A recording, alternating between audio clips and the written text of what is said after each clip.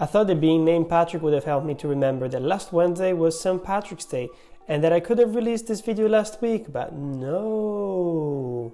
You know, we never wear them hats. Really? We never have. No, just today? We never will. Oh. Cannot believe it. This week is gonna be a different video. I'm gonna be talking about 3 animated films. 3 films that are so beautiful that I decided to spare you and not show you my face this time. The 3 films have been animated by the production company Cartoon Saloon, based in Kilkenny, Ireland. It was created by Tomm Moore, Nora Tony and Paul Young. I don't really know why I started the video with this information, but okay, fuck it. Let's show you some good shit, okay? This video is about The Secret of Kells, Song of the Sea and the most recent Wolfwalkers. Secret of Kells was the first of Tomm Moore's project, and he began its development in 1999 with the intention of doing something similar to Studio Ghibli's films with Irish art and Celtic mythology. Of course, when I found out, it was complete awe of the result, especially since the animation style is completely different from the 3D Disney Pixar animation that we're used to seeing nowadays. Tomm Moore explained that the visual style of his company was inspired by Celtic and medieval art, by the simple fact that it is constructed to look flat, with false perspective and lots of color. It reminded me of Tartakovsky's work as well. Shows like Samurai Jack or Primal, and the way the dialogues play a minimal part in the story, and it's all about setting a specific mood and telling a story through action. The villains as well in this film, and how they're presented, it really resonates with Tartakovsky's work. You'll see a lot of similarities between Secret of Kells and Wolfwalkers, but when it comes to the plot itself, the 2 films are quite different, and it's kind of fascinating because it feels like watching twin movies thematically speaking. Of course, you know me, I don't really like reading plot descriptions, so in this video I'll limit myself to telling you how this trilogy made me feel, and to drop a couple of good old stupid jokes, of course. Who are you? We are the knights who say... John C.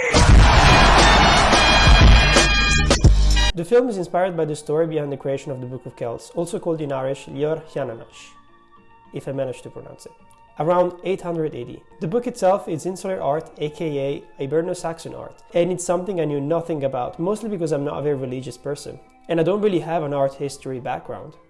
But while watching this film, the colors, the texture of the book are absolutely mesmerizing, and it makes me want to see them in real life. It is housed at the Trinity College in Dublin, by the way. The book is 680 pages, which is insane. Honestly, you know when people ask you the quintessential geeky question of, where would you go if you had a time machine? I mean, I'm almost tempted to say I want to know how much time and dedication it took to illustrate this book here. And then immediately go straight home to take a shower, because I'm pretty sure that people really stank in the 9th century.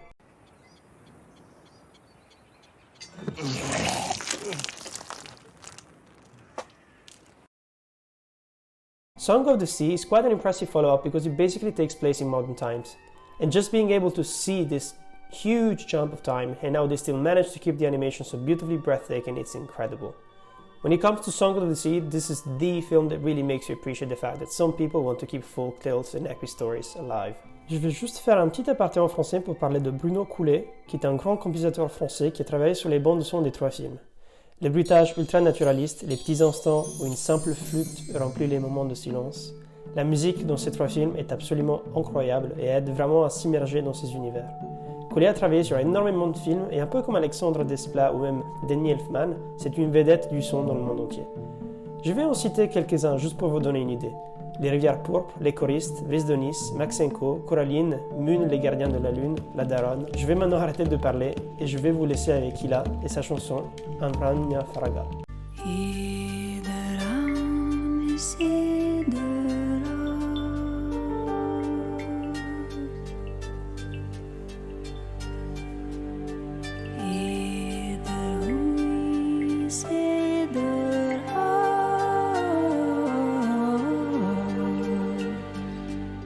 As I finished Wolfwalkers, I only had one thought in mind, and that is, this is literally a much better version of Disney's Brave. It really feels like it cares about its Celtic roots. It stars well-written three-dimensional characters, and for the first time in a long time, it actually didn't make me hate the animation trope of human beings turning into animals to learn valuable lessons.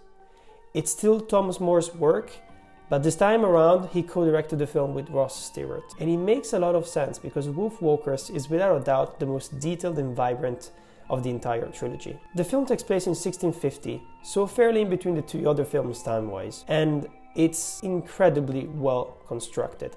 I think they really managed to bring out all the details about Renaissance architecture, as well as how societies would have been constructed and organized around that time. And it's quite incredible because I think that the city itself feels incredibly alive when it comes to the people inside it. You never get the sense that Tomm Moore is just going through a set of different medieval cliches that we're used to seeing in other films.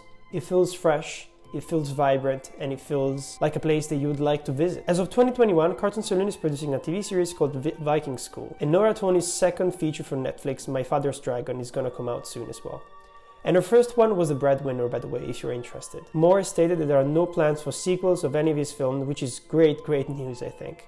Because I found that we have already too much of that shit with Disney Pixar. And of course, I'm not trying to say that Disney Pixar is doing a bad job when it comes to the animation that they're providing, but that it's such a huge company that it's getting really hard to see the difference in between all of their films. And because of the monopoly that they have in the animation industry, everyone is trying to do the same as them in order to be successful. I mean, if you think, for example, about DreamWorks or the Illumination Studios. And it's actually really cool to see a studio that is trying to do something different and something unique. As a final conclusion, I really hope that you give these films a chance so that the animators' work can pay off. These films have really touched me deeply in the same way that the stop animation animated films made my Laika did, with films like Coraline and Kubo and the Two Strings. And I really hope that they're allowed to keep working with the same amount of artistic freedom and financing opportunities. Oh, this makes me think that I really want to buy the Blu-ray versions of these films to see them in Irish. And just in case you want to know, you should be able to find them on Cartoon Saloon's online store. Oh, this is not sponsored. I just thought that if there are any collectors out there, you might be interested in the information. Having said that, I hope you enjoyed this video, and let me know in the comments if you've already seen these films and what your favorite